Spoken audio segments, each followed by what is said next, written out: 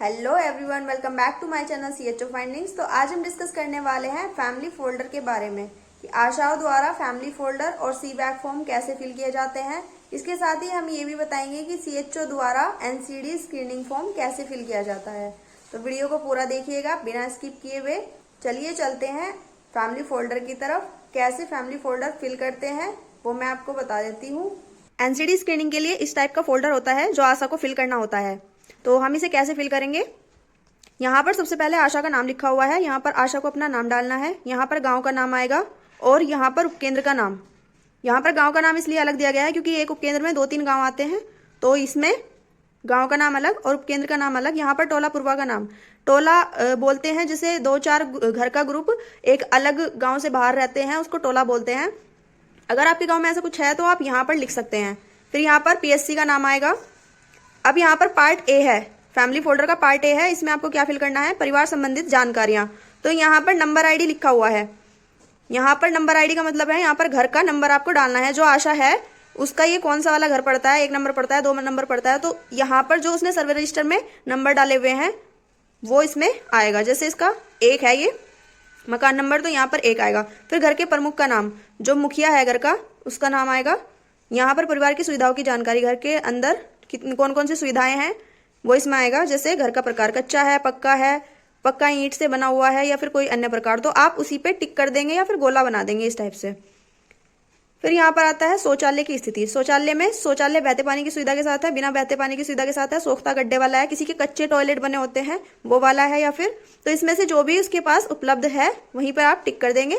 फिर पानी की व्यवस्था, नल का पानी। अभी देखिए नल, इसमें थोड़ा कंफ्यूजन है। नल का पानी कहते हैं जो टैप वाटर है, टंकी का जो पानी आता है उसे नल का पानी बोलते हैं। घर के अंदर हैंडपंप वो होता है जो हाथ से चलाने वाला नल होता है।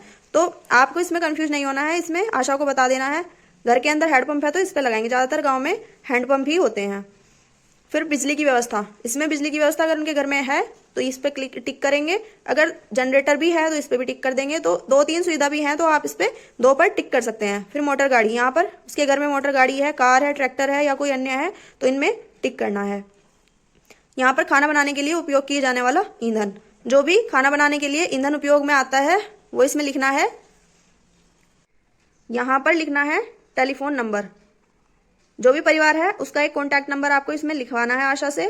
टेलीफोन नंबर जरूर लेना है क्योंकि बाद में कोई भी जानकारी लेनी होगी तो आप इससे फोन करके पूछ सकते हैं। यहाँ पर एक टेबल बनी हुई है, इसमें लिखा है व्यक्ति का नाम, आधार ID, व्यक्तिगत स्वास्थ्य ID, लिंग, जन्म तिथि, उम्र, वैवाहिक स्थिति, स्वास्थ्य बीमा योजना, निवास स्थान। इसमें शैक्षणिक योग्यता को हटा दिया गया है। अगर आप चाहें तो यहाँ पर लिखवा भी सकते हैं और नहीं चाहे तो आप छोड़ भी सकते हैं। यहाँ पर व्यक्ति का नाम लिखना है, घर के मुखिया का नाम जो ऊपर लिखा है, उसके बाद उसकी मतलब पूरे फैमिली मेंबर्स के नाम यहाँ पर आ जाएंगे। इसको आप एनरोल नंबर भी बोल सकते हैं। जो आपके NCD एप्लीकेशन में एनरोलमेंट नंबर दिखाता है वो यही है। फिर उसके बाद आधार ID। आधार ID लेना मैंडेटरी नहीं है, अगर कोई देना नहीं चाहता है तो आप इसको छोड़ भी सकते हैं। यहाँ पर व्यक्तिगत स्वास्थ्य ID, अगर उसने कोई हेल्थ इंश्योरेंस कराया है या फिर कोई हेल्थ कार्ड बनवा रखा है तो उसमें इसका नंबर लिख सकते हैं। जैसे अभी आभा ID बन रही है, इसमें आप आभा ID डाल सकते हैं। यहाँ पर उसका लिंग आएगा, अगर मेल है तो मेल, फीमेल है तो फीमेल। यहाँ जन्म तिथि लिखनी है, अगर आपके पास आधार कार्ड के हिसाब से जन्म तिथि अवेलेबल है तो आप यहाँ पे लिख सकते हैं। और अगर किसी की उम्र नहीं पता है तो यहाँ पर आप उम्र में भी लिख सकते हैं। यहाँ पर उसकी विवाहित स्थिति लिखनी है, अगर वो विवाहित है तो विवाहित लिखेंगे, अगर अविवाहित है तो अविवाहित लिख देंगे। फिर उसके बाद आता है स्वास्थ्य बीमा के लाभार्थी की जानकारी। अगर किसी ने स्वास्थ्य बीमा योजना करा रखी है तो हाँ लिखेंगे, नहीं तो नहीं लिख देंगे। यहाँ पर निवास स्थान, यहाँ पर अपने ही घर पर रह रहे हैं तो हाँ, अगर मतलब किसी काम की वजह से बाहर जाना पड़ रहा है, 5-6 महीने में गाँव में आते हैं तो यहाँ पर हाँ लिख देंगे, नहीं तो नहीं कर देंगे। नेक्स्ट पेज पर हम चलेंगे तो यहाँ पर सी बैक फॉर्म होता है। इस टाइप का हमारा सी बैक फॉर्म होता है। अब यहाँ पर देखिए एक चीज, यहाँ पर आपको जितने भी 30 साल से ऊपर के व्यक्ति हैं इस घर में, 2 हैं, जिसान है, इरफाना है, तो ये इन दो के ही सी बैक फॉर्म भरे जाएंगे। अगर 4 हैं व्यक्ति 30 साल से ऊपर के तो 4 सी बैक फॉर्म हम इसके अंदर रखेंगे। ये सी बैक फॉर्म है हमारा। इसमें जिसका भी आप सी बैक फॉर्म भरेंगे, जैसे जिशान का भरना है हमें पहले, तो यहाँ पर आपको जिशान नाम लिखना है। सबसे पहले इसमें आशा का नाम आएगा, ANM का नाम आएगा और PSC, जो भी आपकी PSC लगती है उसका नाम आएगा, गांव का नाम आएगा, उपकेंद्र का नाम और दिनांक। जिस दिन आप सी बैक फॉर्म फिल कर रहे हैं आशा से बोलना है उसी दिन का दिनांक इसमें डालें। उसके बाद नाम आएगा उसका व्यक्ति का जिसका आप सी बैक फॉर्म फिल कर रहे हैं, उसकी उम्र आएगी, उसका लिंग आएगा और उसका पता आएगा। यहाँ पर उसकी आप आधार संख्या भी लिख सकते हैं, वोटर ID संख्या, जो भी आपके पास उसकी ID होगी, पहचान पत्र, वो भी लिख सकते हैं। अब ये कॉलम बहुत ज़्यादा जरूरी है, इसे ध्यान से देखिएगा। इसमें सी बैक फॉर्म में स्कोरिंग करनी है। यहाँ पर आपकी आयु कितनी है, अगर उसकी आयु 30 से 39 वर्ष के बीच में है तो 0 पे आएगा, उसे 0 स्कोर देंगे। अगर 40 से 49 के बीच में है तो 1 स्कोर देंगे, और 50 से अधिक है तो 2 देंगे। तो यहाँ पर आपको स्कोरिंग करानी है आशा से। क्या आप धूम्रपान और अथवा तंबाकू युक्त पदार्थ जैसे गुटखा खैनी का सेवन करते हैं? अगर कभी नहीं करते हैं तो 0 स्कोर देंगे, पहले लेते थे अभी कभी कभी सेवन करते हैं तो 1, और जो प्रतिदिन करते हैं उसका 2। क्या आप प्रतिदिन मदिरापान शराब का सेवन करते हैं? तो यहाँ पर अगर करते हैं तो 1 आएगा, अगर नहीं करते हैं तो 0 आएगा। इसमें कभी कभी का ऑप्शन नहीं है। उसके बाद आता है कमर की माप। इसमें आपको ध्यान देना है, ये वाला कॉलम तो महिलाओं के लिए है और ये वाला पुरुषों के लिए है। तो आपको जो पुरुषों का सी बैक फॉर्म भरना है तो सिर्फ ये वाला कॉलम आपको देखना है। तो अभी हमें जिशान का भरना है तो हम सिर्फ इसी में देखेंगे। अगर पुरुष की कमर की माप 90 सेंटीमीटर है तो 0 आएगा स्कोर। अगर 90 से 100 के बीच में है, मतलब थोड़ा मोटा आदमी है, तो 1 आएगा, और अगर और ज़्यादा मोटा है तो 100 से ज़्यादा, तो यहाँ पर 2 स्कोर देंगे। फिर यहाँ पर है, क्या आप प्रति सप्ताह कम से कम 150 मिनट का शारीरिक व्यायाम करते हैं? तो इसमें क्या पूछा है, व्यायाम अगर 150 मिनट से ज़्यादा करते हैं एक सप्ताह में तो यहाँ पर 1 आएगा, 0 आएगा, और अगर नहीं करते हैं तो 1 आएगा। नेक्स्ट है, क्या आपके परिवार में कोई सदस्य, आपके माता पिता या भाई बहन इससे कोई सदस्य उच्च रक्तचाप, मधुमेह या दिल की बीमारी से कभी प्रभावित हुए हैं? अगर जिस फैमिली मेंबर का आप ये फिल कर रहे हैं सी बैक फॉर्म, जैसे जिशान है, जिशान के अगर माता पिता को किसी को भी बीपी या शुगर की कोई बीमारी रही है पहले, तो यहाँ पर आपको 2 स्कोर देना है, और अगर नहीं रही है तो आपको 0 स्कोर देना है। तो यहाँ पर टोटल स्कोर करके यहाँ पर जोड़कर लिखना है। अगर किसी का स्कोर 4 से ज़्यादा आता है तो वो हाई रिस्क में है, वो लाभार्थी, तो उसका प्रायोरिटी पे आपको बीपी शुगर चेक करना है। उसके बाद आता है पार्ट बी, प्रारंभिक जांच। रोगी को निम्न में से क्या कोई लक्षण है? तो यहाँ पर महिला एवं पुरुष दोनों के लिए है। सांस लेने में तकलीफ, ये टीबी वाला पोर्शन है, अगर उसको सांस से संबंधित कोई बीमारी है तो उससे रिलेटेड है। यहाँ पर अगर सांस लेने में तकलीफ है तो नहीं, हाँ लिखेंगे, नहीं तो नहीं कर देंगे। अगर उसको कोई भी प्रॉब्लम है, बलगम में खून आना, 2 सप्ताह से अधिक बुखार है, वजन कम होना, रात्रि में पसीना आना, तो यहाँ पर किसी भी में अगर दिक्कत है तो हाँ कर देंगे, नहीं तो सब में नहीं कर देंगे। दौरे पड़ना, मुंह खोलने में परेशानी होना, ये ओरल कैंसर से रिलेटेड है। मुंह में छाले, चकत्ते, ग्रोथ से 2 सप्ताह में ठीक नहीं हुआ, आवाज में परिवर्तन आना, त्वचा पर दाग धब्बे, चकत्ते, तो ये ओरल कैंसर से रिलेटेड है। अगर कोई दिक्कत है इनमें से तो यहाँ पर हाँ कर देंगे, नहीं तो नहीं कर देंगे। यहाँ पर लिखा है, यदि उत्तर हाँ है तो प्रतिक्रिया बलगम या सैंपल लेकर से नजदीकी टीबी टेस्टिंग सेंटर पर पहुंचाए। अगर इनमें से किसी भी कॉलम में हाँ आ जाता है तो आपको टीबी सैंपल लेना है उस मरीज का।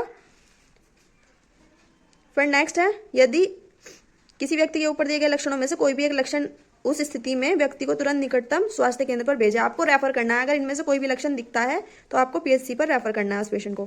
केवल महिलाओं के लिए, ये वाला कॉलम सिर्फ महिलाओं के लिए है, पुरुष वाले में आपको नहीं भरना है। यहाँ पर आशा ने थोड़ी गलती रखी है, नहीं तो ये पुरुष वाले में खाली छोड़ देना है। अगर महिला का भर रहे हैं आप तो उसमें ही आपको फिल करना है सिर्फ। फिर आता है खाना पकाने के लिए उपयोग किए जाने वाले ईंधन का प्रकार। तो यहाँ पर जो प्रकार ईंधन का यहाँ पर लिखा हुआ है एलपीजी, तो वही आप यहाँ पर लिख देंगे। फिर यहाँ पर व्यावसायिक प्रदूषण के जोखिम, फसल के बचे हुए अवशेष को, अगर उनमें से कोई भी फसल के बचे हुए अवशेष को जलाता है, कूड़ा करकट जलाता है, तो ये इससे प्रदूषण फैलता है वातावरण में, तो आपको यहाँ पर टिक करना है अगर कोई करता है तो। नेक्स्ट सी बैक है उसकी वाइफ का, मतलब पत्नी का।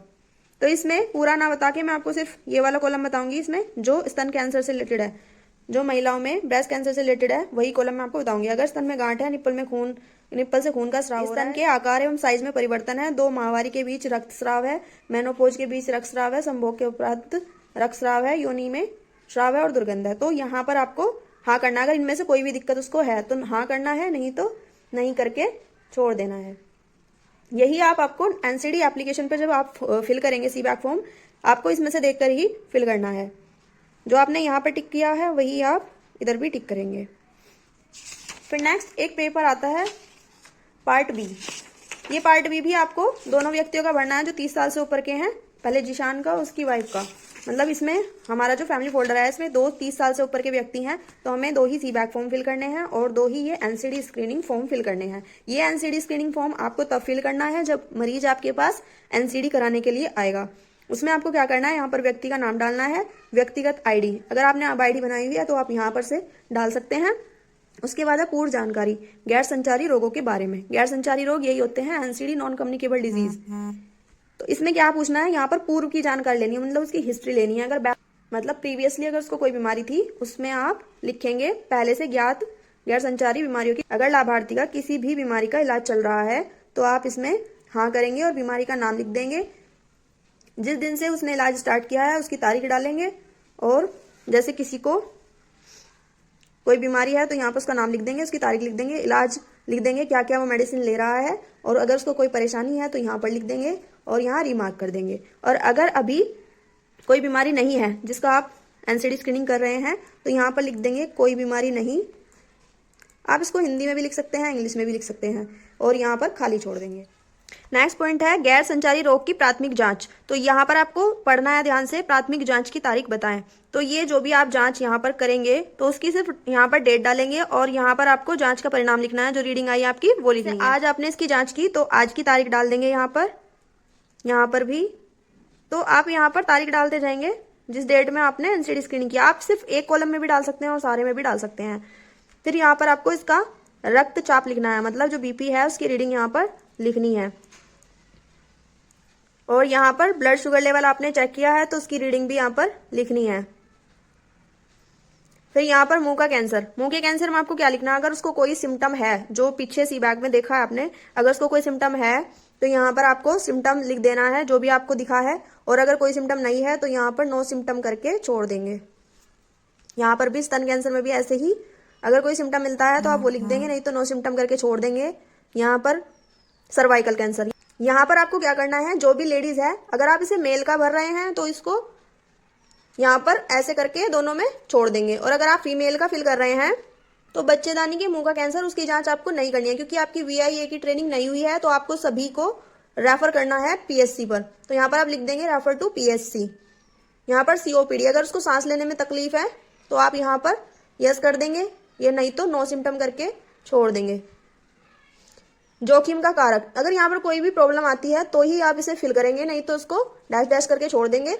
अगर आप यहाँ पर मेल का भर रहे हैं तो इसमें आप डैश करेंगे, यहाँ पर भी डैश करेंगे, ठीक है। तो आपको इस तरह से ये फिल करना है। यहाँ पर है इलाज की जानकारी, अगर उसे पहले से एनसीडी स्क्रीनिंग का कोई भी इलाज चल रहा है, जैसे बीपी उसको पहले से है, तो यहाँ पर आप लिखेंगे उसकी स्थिति, यहाँ पर रोग की पहचान की तारीख, जिस तारीख में इलाज स्टार्ट हुआ है, यहाँ पर स्वास्थ्य केंद्र का नाम लिखेंगे जहाँ से उसका इलाज चल रहा है, यहाँ पर उसकी तारीख और जानकारी लिखेंगे। यहाँ पर इलाज का अनुपालन, अभी इलाज करा रहे हैं, यहाँ पर तो इलाज शुरुआती तारीख लिखेंगे इलाज की, और यहाँ पर अभी जो भी दवाइयाँ चल रही हैं वो सब लिख के नेक्स्ट है इलाज बंद कर दिया। अगर इलाज बंद हो चुका है तो यहाँ पर आप इलाज का विवरण लिख देंगे, जैसे बंद करने का कारण और बंद करने का दिनांक। तो यहाँ पर आप सारी डिटेल्स भर सकते हैं, और अगर कुछ नहीं है तो आप ऐसे करके छोड़ देंगे। इसमें एक चीज और बता दूं मैं आपको, इसमें आपको क्या करना है, अगर आपके 30 साल से ऊपर की उम्र के 2 व्यक्ति हैं तो आपको 2 ही CBAC फॉर्म इसके अंदर रखने हैं, और अगर 3 व्यक्ति हैं तो 3 CBAC फॉर्म और 3 ही एनसीडी स्क्रीनिंग कार्ड आपको इसके अंदर रखने हैं। ये वाला कार्ड CHO फिल करेंगे और CBAC फॉर्म आशा फिल करके लाएंगी, और फैमिली फोल्डर भी आशा ही फिल करेंगी। तो आपको उसे अच्छे से समझा देना है, और अगर आपको कुछ समझ में नहीं आ रहा है तो आप मुझे कमेंट बॉक्स में बताइए, मैं आपको बता दूंगी, लेकिन आपको ये ध्यान से फिल करना है एनसीडी पोर्टल पर भी। अगर आपको जानकारी अच्छी लगी है तो प्लीज वीडियो को लाइक करें, चैनल को सब्सक्राइब करें और बेल आइकन को जरूर प्रेस कर दें, ताकि न्यू वीडियो के नोटिफिकेशन आपको सबसे पहले मिल सके। Thank you.